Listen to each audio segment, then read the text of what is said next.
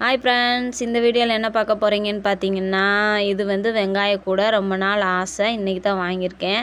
ஆனால் இது வீடியோ போடுறத விட அதில் டிப்ஸு சொன்னால் ரொம்ப நல்லா இருக்கும்னு சொல்லி யோசிச்சு நான் டிப்ஸு சொல்கிறேன். எத்தனை டிப்பு வருதோ அந்த வீடியோ முடிகிற வரைக்கும் வருதோ அது சொல்கிறேன், கேட்டுக்கோங்க.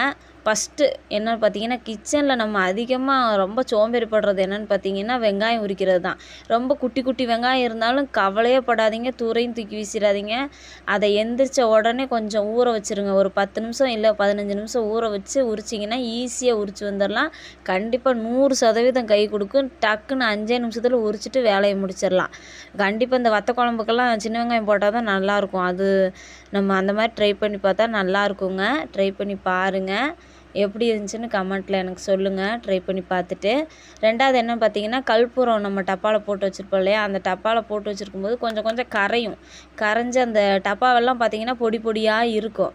அப்படி வராமல் இருக்கிறதுக்கு மிளகு கொஞ்சம் போட்டு குலுக்கி வச்சிட்டிங்கன்னா எவ்வளோ நாளானாலும் அந்த மாதிரி ஆகாது. 3ஆவது டிப் என்னென்னு பார்த்தீங்கன்னா, நம்ம கோதுமை மாவு அரைச்சிட்டு வந்து வைப்போம், பச்சரிசி மாவு அரைச்சிட்டு வந்து வைப்போம். எந்த மாவாக இருந்தாலும் வாங்கிட்டு வந்து வைக்கும்போது நல்லாயிருக்கும். ஒரு 2 வாரம் கழித்து பாருங்கள், ஒரு மாதிரி நூல் நூலாக இருக்கும். அப்புறம் பார்த்திங்கன்னா வண்டு வர ஆரம்பிச்சிடும், புழு வர ஆரம்பிச்சிடணும்.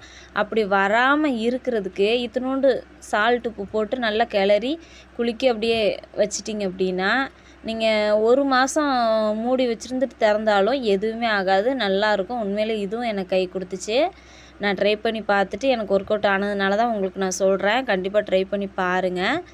அப்புறம் என்னென்னு பார்த்தீங்கன்னா, நம்ம ஃப்ரிட்ஜில் வந்து மீனெல்லாம் தடவி வச்சுருந்தோம்னா அது வாசம் ரொம்ப அடிக்கும். அப்படி ஃப்ரிட்ஜில் வராமல் இருக்கிறதுக்கு ஃப்ரிட்ஜை க்ளீன் பண்ணிவிட்டு ஒரு லெமனை வந்து 2ஆக கட் பண்ணி அங்கங்கே வச்சுருங்க. கண்டிப்பாக வராது. இது வெயில் காலன்றனால சர்க்கரையில் வந்து கண்டிப்பாக எறும்பு வரும் எல்லார் வீட்லேயுமே. எங்கே பார்த்தாலும் எறும்பு வந்துகிட்டே இருக்கும். அப்படி செவுத்து ஓரத்துலலாம் வந்துச்சுன்னா எறும்பு சாக்பீஸ் போடுங்க, கண்டிப்பாக போயிடும், வராது.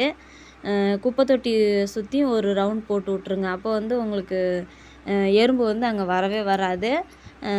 நம்ம சர்க்கரையில் வந்து எறும்பு வராமல் இருக்கிறதுக்கு என்ன பண்ணலான்னா 2 கிராம்பு போட்டு வச்சுருங்க.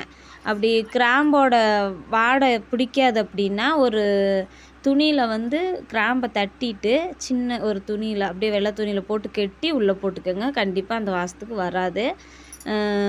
ரொம்ப முக்கியமான டிப்ஸ் என்னென்னு பார்த்தீங்கன்னா, அரிசியில் வண்டு வந்துருச்சுன்னா நீங்கள் வெயிலில் காய வச்சாலும் போகாது, என்ன பண்ணாலும் போகாது.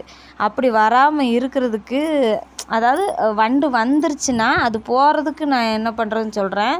ஒரு பக்கெட்டில் காவாசி இருந்துச்சு அப்படின்னா அதை சுற்றி தேங்காய் எண்ணெய் தடவி விட்ருங்க. தடவி விட்டதுக்கப்புறம் ஒரு 2 மணி நேரம் மூடி வச்சுட்டு திறந்து பாருங்கள், எல்லாமே அந்த எண்ணெயில் ஒட்டியிருக்கும், கம்ப்ளீட்டாக வந்துடும். உண்மையிலே இது 100% உண்மைங்க. ட்ரை பண்ணி பார்த்துட்டு எப்படின்னு கமெண்ட்டில் சொல்லுங்கள்.